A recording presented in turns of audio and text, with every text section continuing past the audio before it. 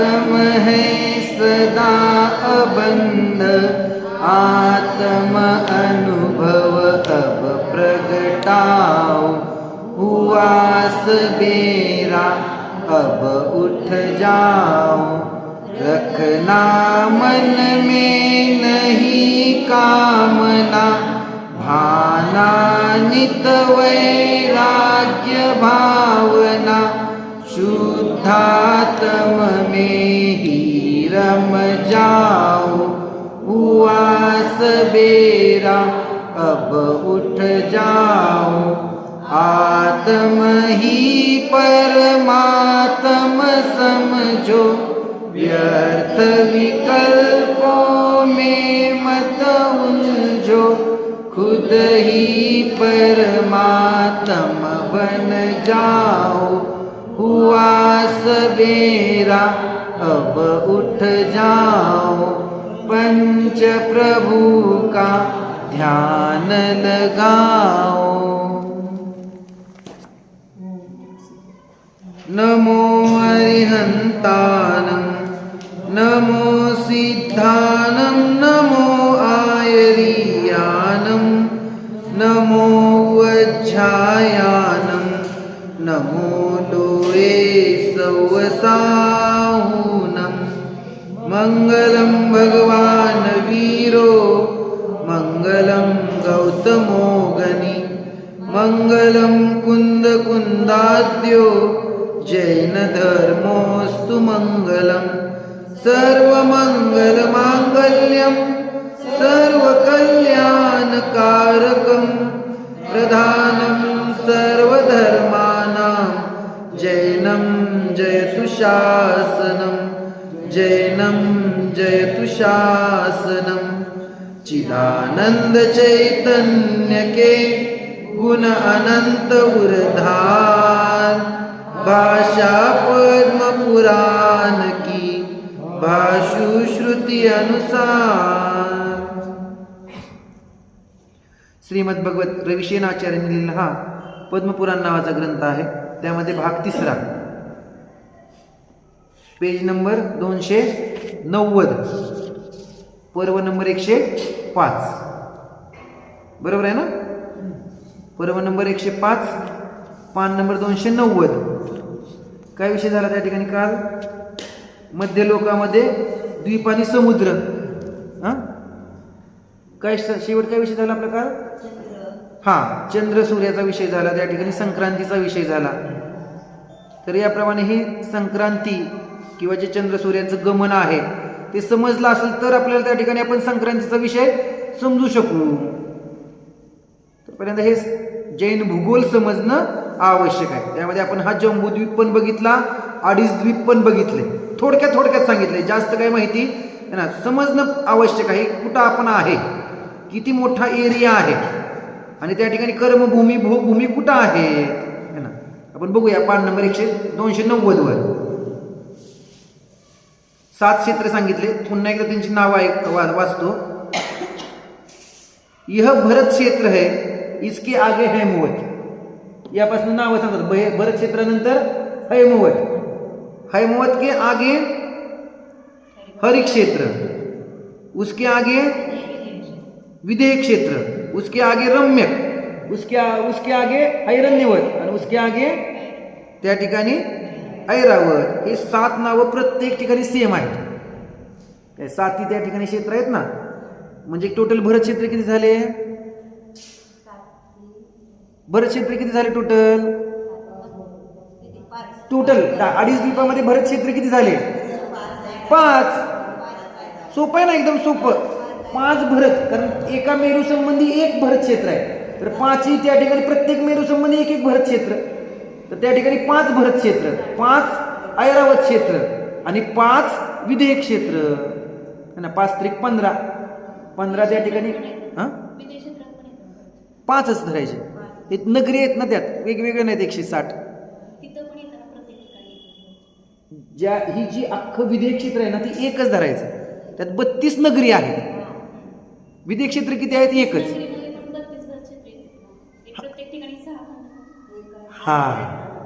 Correct. मग आता किती झाले बरेच क्षेत्र? ते 32, एक 33 आणि एक 34. पण ऍक्च्युली ते भरत क्षेत्र नाही हो, ते आरेखंड झालं ना. पुन्हा एकदा व्यवस्थित बघा. ज्या भरत क्षेत्रामध्ये 6 खंड पडलेले आहेत तसे ऐरावतमध्ये पण 6 खंड आहेत. खंड आहे एकच भरत क्षेत्र, ते ऐरावत क्षेत्र. आणि या ठिकाणी जे एक एक नगरी आहे त्या ठिकाणी जे 6 खंड पडले त्यामध्ये आरेखंड आहे, भरत क्षेत्र नाही. आलं का लक्षात? आपण काय म्हणणार, भरत क्षेत्र किती आहेत? 5. ऐरावत किती आहेत? 5. आणि विदेह क्षेत्र किती आहेत? 5. आरेखंड किती आहेत? आरेखंड 32 अधिक 1 33 अधिक 1 34. 34 गुणिले 5 किती झाले? 170. आलं का लक्षात? ज्या ठिकाणी एक आरेखंड आहे त्या ठिकाणी 5 म्लेच्छ खंड आहेत. बरोबर आहे? म्हणजे 170 आरेखंड आहेत त्या ठिकाणी 5 5 5 म्लेच्छ खंड आहेत. तर 170 ला 5 ने गुणा किती झालं? 850 म्लेच्छ खंड आहेत. प्रश्न असा आहे की त्या म्लेच्छ खंडामध्ये काय चाललं असेल आता सध्या? तर म्लेच्छ खंडामध्ये त्या ठिकाणी किंचित मात्र धर्माचं अवलंबन नाही, धर्माचे निमित्त नाही, देवशास्त्र गुरु नाहीत. आता त्या ठिकाणी विदेह क्षेत्रामध्ये चक्रवर्ती आदी होत आहेत, त्यामुळे तिथल्या म्लेच्छ खंडाच्या लोकांना काहीतरी निमित्त मिळेल तरी. म्हणजे भरत क्षेत्र आणि ऐरावत क्षेत्र आहे त्या ठिकाणी किंचित निमित्त नाही. ते म्लेच्छ खंडातले जीव भयंकर दुःखी. सांगताना सांगितलं ना त्या ठिकाणी काळ परिवर्तन नाही, परंतु त्या ठिकाणी पंचम काळवत त्या ठिकाणी अवस्था आहे सगळी. पंचम काळ आपली जशी अवस्था आहे ती पंचम काळ. कधीपर्यंत पंचम काळ अवस्था राहणार? पुढचा चतुर्थ काळ येस तोपर्यंत. परत चतुर्थ काळासारखी अवस्था होणार. अवस्था म्हणजे उंची आणि बल. तर तिथले राण्यांचं उंची पण त्या ठिकाणी वाढली पाहिजे ना. नवीन आता त्या ठिकाणी श्रेणिक राजा येणार त्यावेळेस चक्रवर्ती होतील, त्यांची उंची त्या ठिकाणी 7 हात असेल, कमी वाढत जाईल. तिथल्या राण्यांची पण 7 हात उंची असली पाहिजे. महावीर भगवंतांच्या काळात 7 हात उंची होती, आता 7 हात उंची राहणार कधीपर्यंत? पुढचा चतुर्थ काळ येईपर्यंत लगातार. पण म्लेच्छ खंड नाही, विदेह क्षेत्रात म्हटलं की आरेखंड. कर्मभूमी म्लेच्छ खंड म्हणजे ज्या ज्या ठिकाणी म्लेच्छ खंड आहेत सगळी अवस्था त्याचप्रमाणे. फक्त तिथं प्रॉब्लेम काय आहे म्लेच्छ खंडामधला विदेह क्षेत्रामध्ये? तिथलं चक्रवर्ती जातो ना त्या ठिकाणी. तिथं ज्या ठिकाणी चक्रवर्ती होईल त्या ठिकाणी काय 160 तर चक्रवर्ती नाही आहेत. समजा आपण गृहीत धरू 20 चक्रवर्ती, 20 नगरीमधले तिथल्या राण्या आणणार, तिथल्या लोकांचा संपर्क होणार, हा समजून पण सांगणार त्या जीवांना. म्लेच्छ खंडाच्या जीवाची एवढी योग्यता आहे की ते व्रतादी धारण करू शकतील, मुनी पण बनतील, पण मोक्ष नाही होऊ शकत तिथल्या सुद्धा जीवांना. विदेह क्षेत्र म्हणून म्हटलं ना आपण विदेह क्षेत्रात जन्मलं तर चांगलं आहे, विदेह क्षेत्रात जन्मलं तर चांगलं आहे. विदेह क्षेत्रामध्ये पण आर्यखंड, आर्यखंडात जन्मलं तर ठीक. हा दीक्षा घ्यायला काय बाधा नाही, तिथल्या जीवांना दीक्षा घेण्यापर्यंत सुद्धा काय बाधा नाही, परंतु ते त्या ठिकाणी मोक्षाला प्राप्त होऊ शकत नाही. आर्यखंडामध्येच जन्मला पाहिजे तो जीव. पण त्यांच्या राण्यांपासून उत्पन्न झालेले जीव त्या भावात मोक्षाला जाऊ शकतात विदेह क्षेत्रातनं. त्या 32,000 राण्या आहेत. म्लेच्छ खंडामध्ये चुकून जर उत्पन्न झाला तर नो गॅरंटी तिथं सुद्धा तो भटकत राहणार आणि परत कुठे जाऊन पडेल आहे ना. कारण म्लेच्छ खंडामध्ये तिथं मनुष्य आहे ना, 4 द्वार उघडे आहेत, कधी नरकात पण जाऊ शकेल तिथनं. विदेह क्षेत्रात जरी उत्पन्न झाला तरी तिर्यंची गतीमध्ये पण जाऊ शकेल. म्लेच्छ खंड जास्त आहेत हे लक्षात येतंय का? हे सगळ्यात आहे ना, सगळ्यात जास्त म्लेच्छ खंड आहेत. 160 आर्यखंड आणि 850 म्लेच्छ खंड. म्हणजे याच्यावरनं काय लक्षात येते? जास्त मनुष्यामध्ये उत्पन्न होण्याचे चान्सेस म्लेच्छ खंडामध्ये. हा नाही ना, असं म्हणजे त्या ठिकाणी मनुष्यगतीच त्या ठिकाणी लावायचं. काय मनुष्यगतीसाठी काय सांगितलं तत्वार सूत्रामध्ये? अल्प आरंभ आहे ना, अल्प परिग्रह आहे ना. काय त्यांनी मंद कशाही केले होते? त्यानुसार तिर्यंच्या गतीपेक्षा कमी दुःख आहे म्हणायचं त्या ठिकाणी उत्पन्न झाला मनुष्य गतीमध्ये. पण त्या ठिकाणी धर्मरहित, त्याने धर्माची विराधना केली, मिथ्यात्वासहितच उत्पन्न होतोय, काही शंका नाही. त्यामुळे आर्यखंडात का जन्मला, विदेह क्षेत्रात का जन्मला, तर आपण तर तसं तर वेगळं कर्म नाहीये. विदेह क्षेत्रात जन्मायचं तर काय कर्म करावं लागेल? काहीच नाही, मिथ्यात्व तर ते मिथ्यात्वासहितच. पण असा कर्म नाही म्हणजे वेगळं, असं नाही. असा नियम का बरं का लावला तुम्ही सांगा बरं? असा नियम पहिल्यांदा सम्यक दृष्टी होता, नंतर मिथ्यात्वात गेला आणि तो विदेह क्षेत्रातच जन्मला, असं काय नियम? ऐका आता बघा, जर एखाद्या जीवाने आयु आधी बांधली, मनुष्य गतीची आयु बांधली ना, आणि आयु बांधल्यानंतर त्यांनी त्या ठिकाणी सम्यक दर्शन प्राप्त केलं. आता जर सम्यक दर्शन तर राहिलं, सम्यक दर्शन जर राहिलं, आता राहणार तर नाही का राहणार? कारण त्यांनी त्या ठिकाणी मनुष्याची आयु बांधलेली आहे. म्हणून आपण काय म्हणतो, तो त्या ठिकाणी सम्यक दृष्टी जीव मिथ्यात्वामध्ये जाणार आणि मग त्या ठिकाणी मनुष्य गतीमध्ये जन्मणार, असा नियम आहे. परंतु तो विदेह क्षेत्रातच जन्मला असा नाही हो, कुठं पण जन्मू शकतो. दुसरी गोष्ट अजून बघा, विदेह क्षेत्राचाच विषय निघाला तर त्यांनी सांगितलं ह्या विदेह क्षेत्रामध्ये कोण जीव उत्पन्न होतील. इथनं तुमचा आहे का नंबर? आपला नंबर कसा ओळखायचा त्या ठिकाणी आहे की नाही?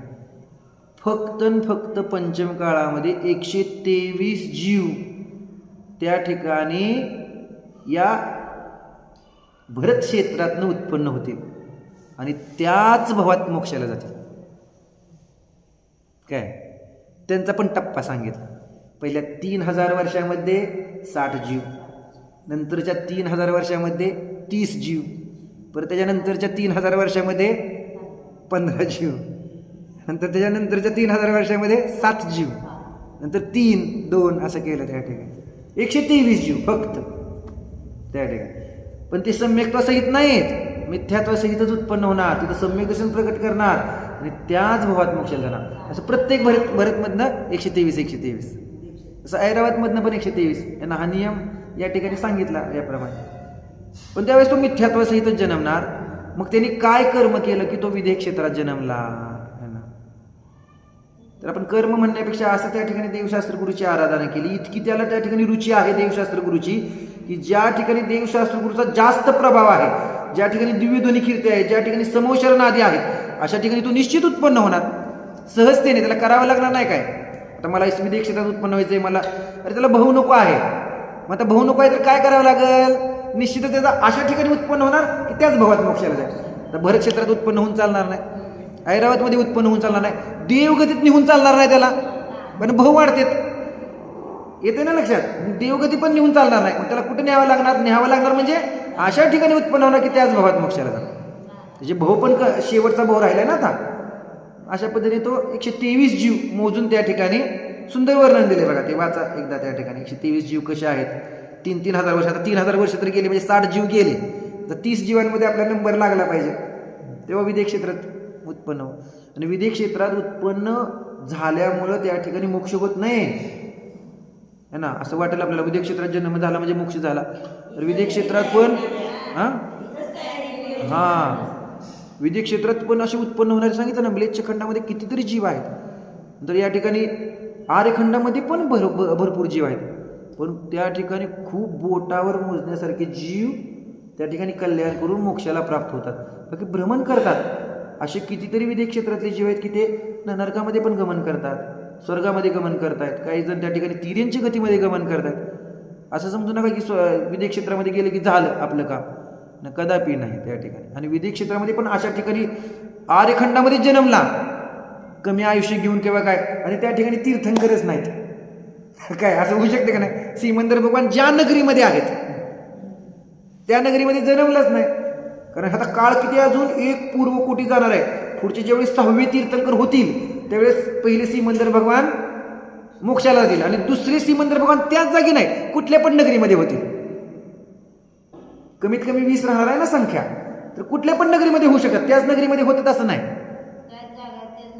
नाही तेच ऐका तसं नाहीये. 20 अरेच्या तसं नाहीये. कसं नाहीये तसं सांगतो आता, ऐका कसं. सिमंदर भगवान असणार, पण ते 8 नगरीपैकी कुठल्या तरी नगरीमध्ये. म्हणजे तुमचं म्हणणं काय आता पुंडरीक नगरीमध्येच आता सिमंदर भगवान असणार असं नाही. का नाही तर कमीत कमी 20 तीर्थंकर आहेत ना. आता तुम्हाला जर सगळीकडेच तीर्थंकर करायचे असतील तर 160 तीर्थंकर व्हायला पाहिजेत. आलं का लक्षात राजश्री? आता समजा पुंडरीक नगरी आहे का नाही. हा आता आता अजितनाथ तीर्थंकरांच्या वेळेस जसं झालं तसं त्या ठिकाणी श्रेणिक राजा ज्यावेळेस इथं येतील त्यावेळेस होईल असं नाही ना. त्या ठिकाणी तर उल्लेख आला असता की श्रेणिक राजा ज्यावेळेस तीर्थंकर बनेल त्यावेळेस सगळीकडे तीर्थंकर असतील, असा तर उल्लेख नाहीये किंवा अजून त्या माहीत नाही आपल्याला समजा. पण जर ज्या पुंडरीक नगरीमध्ये सिमंदर भगवान आहेत, सिमंदर भगवानच त्या ठिकाणी विराजमान होणार, पण कुठल्या अन्य नगरीमध्ये पण होऊ शकतात. कारण 8 नगरी आहेत ना. आणि समजा आपण असं गृहीत धरा की 20च तीर्थंकर होणार आहेत. तर 20 तीर्थंकर होणार आहेत तर प्रत्येक वेळेस पुंडरीक नगरीमध्येच होणार का? नाही. असं त्या शेजारच्या 7 नगरी आहेत ना त्यामध्ये होऊ शकतात. लक्षात येते का नाही? यावरच्या 8 नगरी आहेत, तर ह्या 8 नगरी आहेत, तिकडच्या 8 नगरी, तिकडच्या 8 नगरी, अशा टोटल 32 नगरी आहेत. या 32 नगरीमध्ये मिळून आता 4च तीर्थंकर आहेत राजश्री काकी. म्हणजे 4 नगरीमध्ये तीर्थंकर आहेत फक्त. बाकीच्या 28 नगरीचं काय? त्या 28 नगरीमध्ये केवली आदी भगवान है ना, त्या ठिकाणी पण असे मुनिराज आहेत की सम्यक दर्शन प्राप्त करतायत, त्या ठिकाणी है ना केवळ ज्ञान प्राप्त करतायत आणि मोक्षाला जात आहेत. फक्त काही तीर्थंकरच मोक्षाला जातात असं नाही, किंवा तीर्थंकरांच्या नगरीमधलेच असतात ते सगळे मोक्षाला जातात असं नाही. अन्य नगरीमधले पण मोक्षाला जातात. चतुर्थ काळ आहे ना लगातार. परंतु तीर्थंकर कुठे आहेत? फक्त 4 नगरीमध्ये येतात. मग बाकीच्या नगरीमध्ये काय चालू आहे? बाकीच्या लोकांना त्या ठिकाणी सामान्य केवलीची दिव्यध्वनी ऐकायला मिळते, तीर्थंकरांची नाही. सामान्य केवली जसं आता या ठिकाणी महावीर भगवंतांची दिव्यध्वनी तर सगळीकडे त्या ठिकाणी त्यांचं समोशरण फिरलं, पण सामान्य केवलीचं सगळीकडे फिरलं असं नाही. काही ठिकाणी ठराविक नगरीमध्ये जसं रामचंद्रजींचं समोशरण ही गंधकुटी होती तर त्यांनी अयोध्येच्या एरियामध्ये फिरले असतील, सगळीकडे नाही फिरणार. तेवढी प्रभावना पण होत नाही सामान्य केवलीची त्या ठिकाणी, किंवा तेवढी त्या ठिकाणी समोशरण आधी नसल्यामुळे काही बसायची व्यवस्था नाही. खालीच त्या ठिकाणी गंधकुटी, सगळे सामान्य आपण जसं बसलो त्याच ठिकाणी तशी असते व्यवस्था त्यांची.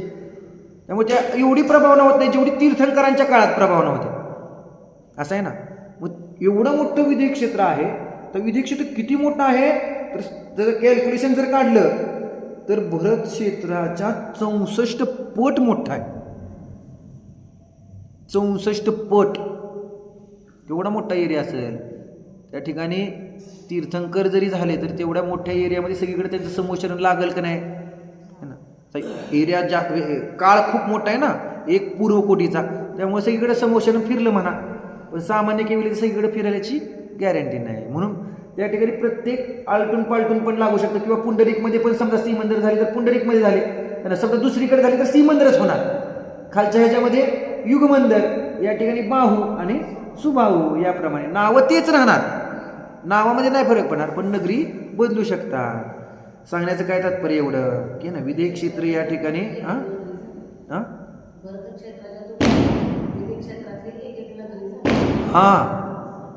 दुप्पट नाही जास्तच म्हणायचं, 64 पट.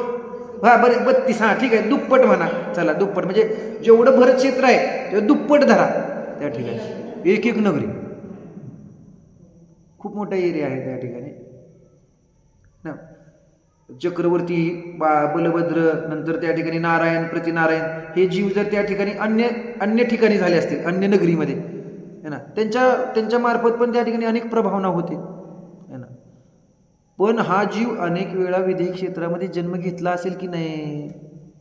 किती वेळा?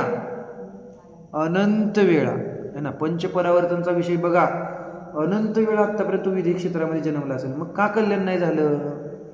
तीर्थंकर भगवंतांची पण दिव्यध्वनी ऐकली आहे, पण त्यांनी ग्रहण केली नाही है ना, स्वभावामध्ये धारण केली नाही. त्यामुळे विधेय क्षेत्र हे त्या ठिकाणी मोक्षाला कारण नाही, आपला स्वभाव त्या ठिकाणी मोक्षाला कारण आहे है ना. आपल्या स्वभावाचं भान झालं असतं त्या ठिकाणी मोक्ष इथंच आहे, पण त्याचं स्वभावाचं भान होत नाही. म्हणून विधेय क्षेत्रामध्ये आपल्याला आत्ता असं वाटतं की किती छान तिथं दिव्यध्वनी फिरत असेल. अनेक वेळा त्या ठिकाणी है ना उत्पन्न पण झालो, दिव्यध्वनी पण ऐकली. आणि असे सिमंदर भगवान किती झाले आतापर्यंत? अनंत 24 झाल्या. अनंत त्या ठिकाणी सिमंदर भगवान झाले, असंख्यात नाही, व्यवस्थित लक्षात घ्या अंक. अनंत त्या ठिकाणी 24 झाल्या, अनंत त्या ठिकाणी सिमंदर भगवान झाले. तरी पण त्या ठिकाणी आपण आहे त्याच ठिकाणी राहिलो किंवा अजून निगोदात पडलो असेल ना, कसं बसं तिथनं बाहेर पडलो, बाहेर पडून आत्ताच आपण कधी बाहेर पडलोय माहीत नाही निगोदातनं, म्हणजे नित्य निगोदात ना, नित्य निगोदातनं आता फिरतो आहे, परत त्या ठिकाणी इतर निगोदात जाऊन पडणार, परत बाहेर पडणार, परत इतर निगोदात जाऊन पडणार आहे ना, लगातार पंचपरावर्तन चालू आहे. पण असं त्या ठिकाणी आपल्याला दुःख नको असेल तर त्या ठिकाणी आत्ताच आहे ना असे संस्कार त्या ठिकाणी करा ना, देवशास्त्र गुरुचे संस्कार आणि त्याबरोबर आत्म्याचे संस्कार, की पुढचा भव घ्यावा लागणार नाही आहे ना, भवाची इच्छा नाही ना, मला पुढचा भव कोणता विदेह क्षेत्रातला असावा आहे ना, अशी इच्छा असता कामा नये आणि एक भवाची इच्छा अनंत संसाराला कारणभूत आहे. तर याप्रमाणे हे 7 क्षेत्र सांगितले.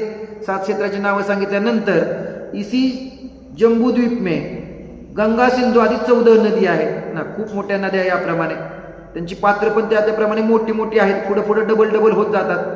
घातकी खंड तथा पुष्करार्ध में जम्बूद्वीप से दोन्ही रचना आहे. घातकी खंड आणि पुष्करार्ध त्याच्यात डबल रचना आहे ना, डबल म्हणजे 2 वेळा जम्बूद्वीप बसणार आणि त्याच्यापेक्षा एरिया पण मोठा. लक्षात येते का? 1 लाख योजन, लवण समुद्र 2 लाख योजन आणि घातकी खंड 4 लाख योजन. म्हणजे तिथले विदेह क्षेत्र केवढा मोठा असेल, तिथलं भरत क्षेत्र केवढं मोठं असेल, बरोबर आहे की नाही? इथल्या नाही म्हटलं तर दुप्पट म्हणायला हरकत नाही. हां, कारण 4 लाख आहे, 2 लाख इकडे 2 लाख इकडे धरलं त्याप्रमाणे. ॲक्च्युली एका बाजूचं 4 लाख आहे आणि एका बाजूला 4 लाख, 8 लाखाचा तो एरिया आहे सगळा घातकी खंडाचा. चौपट म्हणायला लागेल, चौपट. इथलं भरत क्षेत्र जेवढं आहे त्याच्यात चौपट तिथलं भरत क्षेत्र आहे. आणि अर्धपुष्करवर मधलं 8 पट. किती लोक असतील त्या ठिकाणी, केवढी मोठी संख्या असेल है ना.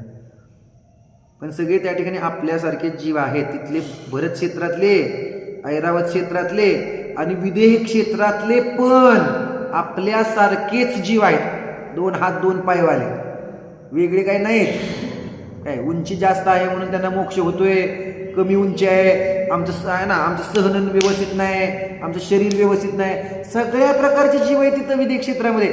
विदेह क्षेत्रामध्ये जन्मलेले काय सगळ्यांना चांगलं शरीर प्राप्त होतं असं नाही, तरी पण पुरुषार्थ करून त्या ठिकाणी मोक्ष प्राप्त करतात है ना. म्हणजे याच्यावरनं काय लक्षात येते, आपण बाहेरच्या संयोगांना नावं ठेवून ना त्यांना दोष देतोय की मला याच्यामुळे होत नाही, मला याच्यामुळे धर्म होत नाही, मला याच्यामुळे त्या ठिकाणी समजत नाही. तर त्या ठिकाणी संयोगांना दोष देणं योग्य नाही है ना. कारण माझ्यासारखे संयोग जे मोक्षाला गेलेले आहेत ना त्यांना पण होते, आत्ता पण आहेत, वेगळे संयोग नाही आहेत त्यांना. त्यामुळं मी पण जाऊ शकतो त्या ठिकाणी त्यांच्यासारखा पुरुषार्थ करून मोक्षाला. हे आपलं दृढ श्रद्धान होतं. हे जैन भूगोल बघितल्या, काही तिथं वेगळी अवस्था नाहीये. आपल्याला वाटतं तिथं काहीतरी वेगळं असेल विदेह क्षेत्रामध्ये त्यामुळे तिथनं जीव मोक्षाला जातात. अरे वेगळी काही अवस्था नाही. आपल्यासारखं तिथं 2 टाइम आहे ना, भोजन 1 टाइम असेल चतुर्थ काळ असल्यामुळं, व्यापार आधी आहे तिथं. असं समजू नका तिथं व्यापार आधी नाही, तिथे एकदम कोण व्यापार करत नसेल, फक्त ऐकायचं आणि खायचं असं नाहीये. कर्मभूमी आहे विदेह क्षेत्र, म्हणजे कर्मभूमी आहे का नाही. हा, कर्मभूमी म्हटल्यावर त्या ठिकाणी करावं लागणार का नाही कष्ट. काय तिथं पण पैशाचा व्यवहार असेल का नाही, सगळे करणारे आहेत त्या ठिकाणी. पण तिथं सुद्धा त्या ठिकाणी ते जीव कार्य करतायत व्यवस्थित रूपाने. आपली पण त्या ठिकाणी व्यवस्थित अनुकूलता आहे, तरी पण आपण त्या ठिकाणी कार्य करत नाही है ना. या गोष्टींवरनं लक्षात आलं, एरिया खूप मोठा आहे, कुठं घटक्यात उत्पन्न होईल सांगता येत नाही.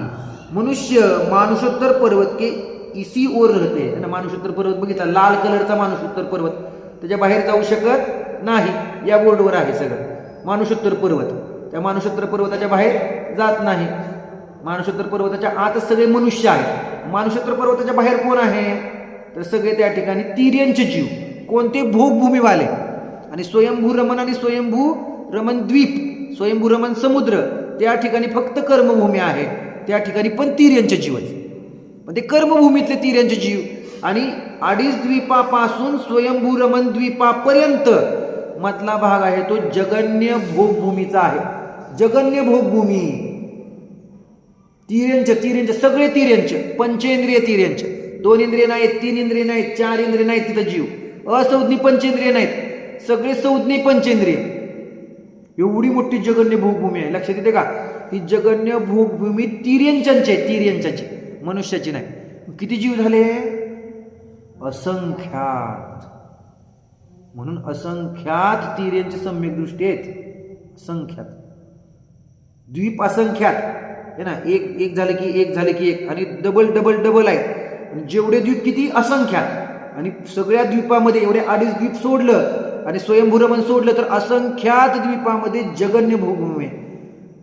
त्या जगन्य भोगभूमीमध्ये त्या ठिकाणी तिर्यांचे जीव आहे ना. भोगभूमी भोगण्यासाठी आहेत, पण तिर्यांचेच आहेत ना शेवट. दुःख तर आहे त्या ठिकाणी आहे ना. तरी पण असंख्यात जीव त्या ठिकाणी सम्यक दृष्टी आहे ना. आणि मनुष्याची संख्या फक्त संख्यात आहे. 29 अंक प्रमाण, खूप त्या ठिकाणी कमी संख्या आहे. एरिया पण कमी. 2.5 द्वीपामध्ये पण त्या ठिकाणी भोगभूमी आहेत. 2.5 द्वीपामध्ये पण त्या ठिकाणी बाकीचे खंड वगैरे बाकीचे त्या ठिकाणी म्हणजे मुख्यतः भोगभूमी पण आहे. पण हा जाऊ शकतात ना. देव जाऊ शकतात त्या ठिकाणी. तिर्यांच्यांनाच ना, त्या तिर्यांच्यांना, भोगभूमीतल्या तिर्यांच्यांना तिथं देव जातात ना. देव कुठं पण जाऊ शकतात. मनुष्य जात नाही ना, मुनिराज पण नाही जाणार, पण देव जातात. मग देव समजून सांगतात त्या ठिकाणी त्याला. त्या ठिकाणी त्या जीवाला ऍक्च्युली जाती स्मरण सगळ्यात महत्वाचं आहे. सगळ्यात महत्वाचं जाती स्मरण होऊ शकतं ना, पण देव जातात त्या भोगभूमीतल्या जीवाला त्या ठिकाणी समजून सांगण्यासाठी वगैरे आहे ना. कुठं आहे जीव? कुणाचं उदाहरण आहे सांगा बरं? करेक्ट, आदिनाथ भगवंताचं आहे की नाही. त्या आदल्या भावामध्ये त्या ठिकाणी त्यांनी काय केलं ना, आदल्या भावामध्ये त्या ठिकाणी धूपामुळे झालं ना काहीतरी मरण. राजा आणि राणी त्यांचं मरण झालं आणि त्यांनी मुनिराजांना आहार दिला होता. ते आहारदानाच्या फळामध्ये ते 2 जण कुठे उत्पन्न झाले? भोगभूमीमध्ये उत्पन्न झाले, उत्तम भोगभूमीमध्ये. आणि हे जे 4 होते ना, बरोबर आहे की आहारदान दिलं त्या ठिकाणी, आहारदान दिलं, पण त्या ठिकाणी मिथ्यात्वासहितच मरण झालं. फक्त आहारदान देण्याचे उत्कृष्ट भाव वज्रजंग राजा आणि श्रीमती राणी. जे श्रीमती राणी कोण झालं? श्रेयांश राजा झाला. काय आदिनाथ भगवंतांना त्यांनी पहिल्यांदा आहार दिला, तो श्रेयांश राजा. मग हे दोघांनी आहारदान दिलं. त्यावेळेस हे 4 जीव होते. कोणते 4 जीव होते? नेवला, नंतर मुंगूस म्हणजेच नेवला, सिंह नव्हता, माकड नाही ते रानडुकर. 4 जीव होते बघा, 4. ते 4ही जीव त्यांनी अनुमोदना केली. तर ते 4ही पण त्या भोगभूमीमध्ये उत्पन्न झाले, उत्तम भोगभूमीमध्ये. आणि हे सगळ्यांचा मग क्रम तिथनं चालू झाला त्या भोगभूमीमधनं. लगातार 7 भाऊ त्या ठिकाणी एक बरोबर राहिले सगळे जीव. आणि तेच मग ते 4 जीव, त्यातले 4 जीव त्यांना 2 जण तर त्या ठिकाणी ना आदिनाथांचे पुत्र झाले त्या 4 पैकी है ना. सांगण्याचं काय तात्पर्य की हे भोगभूमी एवढी मोठी आहे. या भोगभूमीमध्ये त्या ठिकाणी म्हणजे भोगभूमीमध्ये पण उत्पन्न होण्याचे चान्सेस जास्त आहेत हे मला सांगायचं. थोडंसं जरी दान भक्तिपूर्वक दिलं तरी या जवळजवळ 30 भोगभूमी आहेत या ठिकाणी. काय जसं विदय क्षेत्र, भरत क्षेत्र आणि ऐरावत क्षेत्र सोडलं तर मधी पण त्या ठिकाणी एरिया खूप मोठा आहे भोगभूमीचा. भोगभूमीमध्ये धर्म या म्हणजे त्या ठिकाणी ऍक्च्युली भोगण्याचं स्थान आहे. पण त्या ठिकाणी जसं देवशास्त्र गुरुचं निमित्त आहे ना, तसं देवशास्त्र गुरुचं निमित्त नाही. निमित्ताचा अर्थ त्या ठिकाणी मंदिर नाही, परंतु मुनिराज आधी त्या ठिकाणी 4 वृद्धिधारी मुनिराज जातात, उपदेश आधी देतात है ना. भोगभूमीचे जीव मंद कसे आहेत हो? स्मरण तीच ना, मुख्यतः जाती स्मरणच आहे ना. पण त्या ठिकाणी इतके मंद कसे आहेत त्या जीवाचे, निश्चित रूपाने ते संस्कार सुटत नाही त्याच्या कुठंच. ते संस्कार कधी ना कधी कामी येणार. त्या भोगभूमीतले जीव इतके मंद कसे आहेत, काम करायचंच नाही ना काय. ह्याचं बघायचं नाही की त्याचं बघायचं नाही. काय हो, ह्याच्याकडे गाडी आहे का? अरे माझ्याकडे पण आहे, कारण मी कल्पवृक्षाकडनं लगेच मागणार. बरोबर आहे का नाही? कुणाला बघून जळायचा विषयच नाही ना तिथं. आहे ना, एक्स्ट्रा पत्नी नाही आहेत, कारण तिथं नियमच आहे, जे जोडपं आहे तेच कायम राहणार. कुणाला बंगला दुसऱ्याचा बघायला जायची गरज नाही, कारण माझा पण बंगला आहे चांगला. काय, परंतु त्या ठिकाणी आहे ना मानसिक आहेतच ना, मानसिक त्या ठिकाणी काय म्हणतात कशाय भाव तर आहेतच, भोगण्याचे भाव आहेत त्या ठिकाणी, भोगण्याची शक्ती पण आहे, पण खायला लागतं एवढंच ना, आवळ्या एवढं, बोरा एवढं, काय त्या ठिकाणी भोगणार तरी किती भोगणार.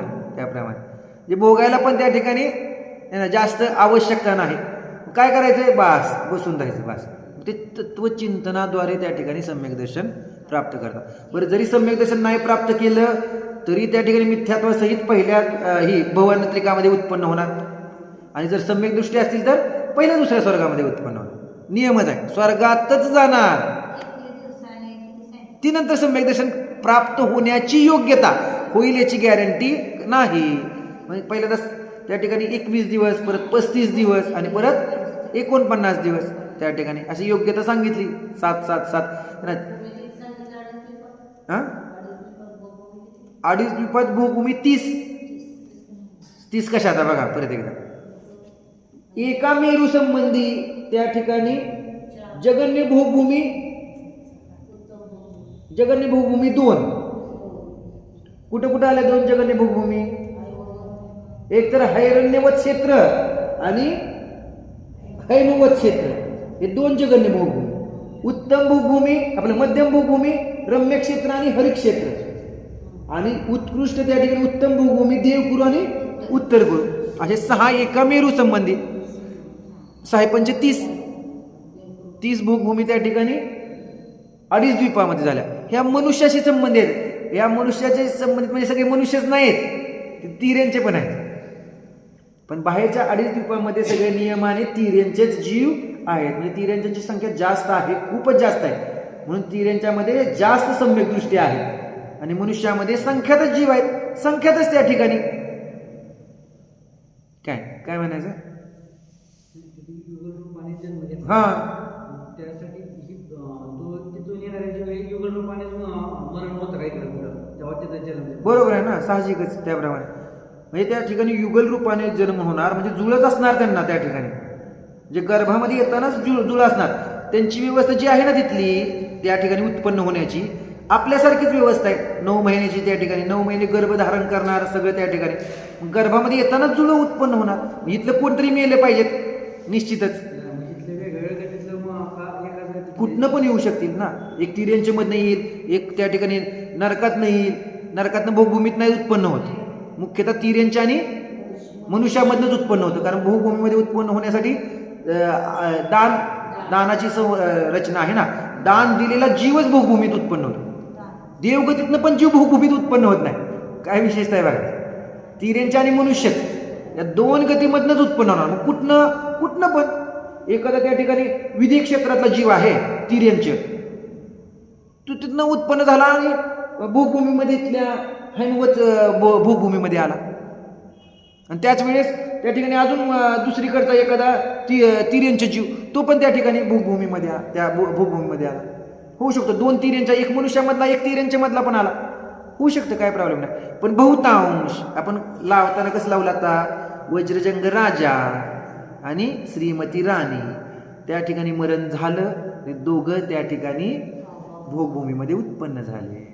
बहुतांशात आपण सगळेजण बसलोय ना, सगळ्यांचे आपले त्या ठिकाणी कुठं त्या ठिकाणी असे विचार झालेले असतात की नाही हे आपले, आणि आपले पण जिथं असतं ना त्या ठिकाणी तसेच त्या ठिकाणी ग्रुपिंगने जीव जन्म घेतात बहुतांश. याला काय असं क्वचित होईल की अमेरिकेतला जीव आहे ना, एक अमेरिकेत जन्मलाय, एक इकडे जन्मलाय. असं का? असं कारण कर्म पण तसेच बांधलेत ना प्रयुक्त.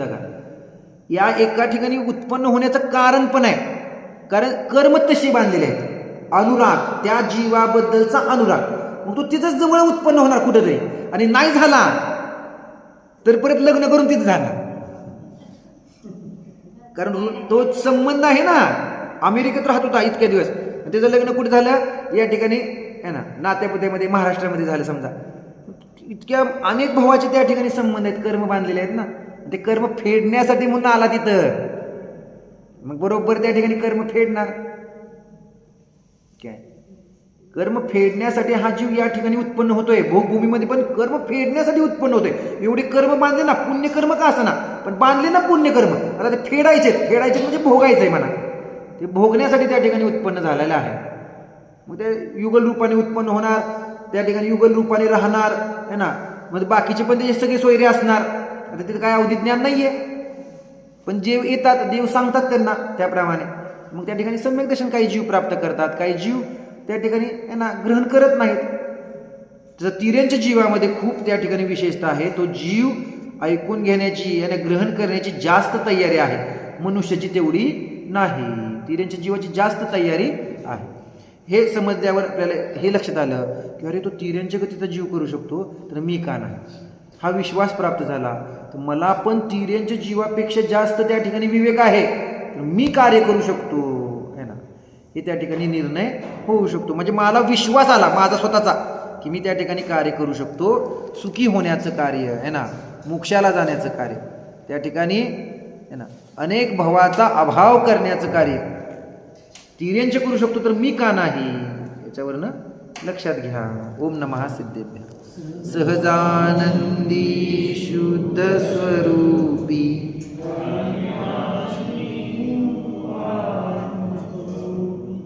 सहजानंदी शुद्ध स्वरूपी अविनाशी हूँ आत्मस्वरूपी.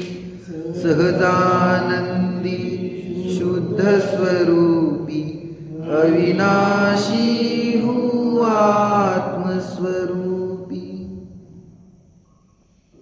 ओम. जाण हा मी चैतन्य स्वरूपी आहे, परमानंद स्वरूपी आहे.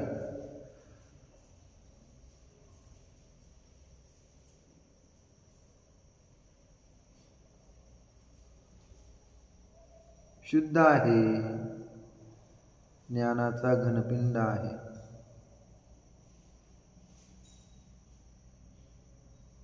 अजर अमर स्वरूपी आहे, शाश्वत स्वरूपी आहे. माझा कधीही नाश होतच नाही. हा मी जन्म मरणाने रहित अनादि अनंत स्वरूपी आहे.